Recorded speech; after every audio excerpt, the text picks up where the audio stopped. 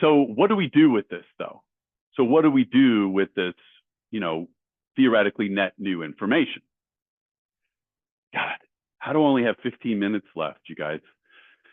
Okay, so we map their gaps, right? Like, or we map what the successful students are doing into these transitional phases, right? Like, because again, you know, this is going back to school is a, you know, as a marketer, it's a purchase decision, all right? Like, just from my perspective, it's a purchase, or my practical perspective, right? But as a human, I know that there's a lot of other stakeholders and there's a lot of other kinds of, you know, worst case scenarios that could be happening, and it's a transition, right? Like, if I'm trying to go back to school, there's going to be a lot of things that are in motion and moving, and a lot of uncertainties and unsolved for things.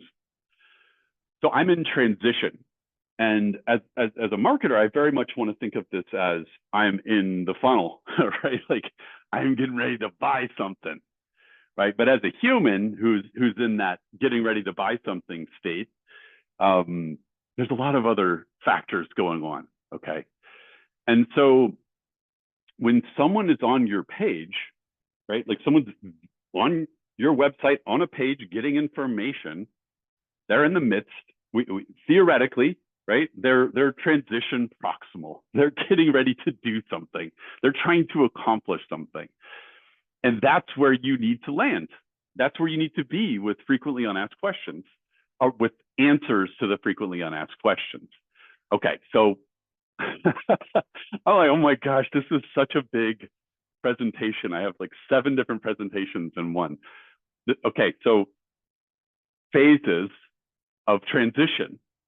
And this is another kind of layer of how do you interrogate frequently unasked questions, okay? So pre-commitment, I haven't signed up yet. What are the hidden costs, right? Stakeholder conflicts. And this is the one we did build. We haven't, actually, this was so cool, you guys. Our editor for this entire project, she took the survey data and wrote, you know, we've got 20,000 word guide and multiple different types of guides that she built out based on our survey that are going to help students, prospective students, with their empathy and talk to this person, guidelines to talk to that person. But then she took the survey data and her guides, plugged it into ChatGPT, and then connected that somehow to Replit, which is an app developing tool, and she made a stakeholder empathy mapping tool. Like, it was amazing. Is that what information architects should do? I don't know. I'm just a marketer, you guys, but it's really cool. Things are way more possible than ever before. And this is, you know, my colleague, Susanna, she's been editing with us for, I think, 8 or 9 years. Amazing, brilliant. And now she's a developer also, okay? This is just a crazy time. It's so exciting. So we had the pre-commitment phase, active transition. I'm in the midst of solving this problem, right? So these are the kinds of the phases. There can be different levels of urgency around the kinds of information that I'm seeking and what I need to know when. For example, right before this call, I realized I hadn't really signed in to, what are we using? Whatever this talking software is. So it was very last minute, and I was very urgent and anxious about this unasked question, which was, how do I log in? And so anyhow, okay. So this for students, how do I renegotiate support now that I've got, you know, my kid's sick? Or how do I renegotiate? Okay. This is a tough place. We all know this place. Like, ooh, I got to go back and ask for more money, or ooh, I didn't allow for enough time in my presentation. Maybe I need to try to negotiate for more time.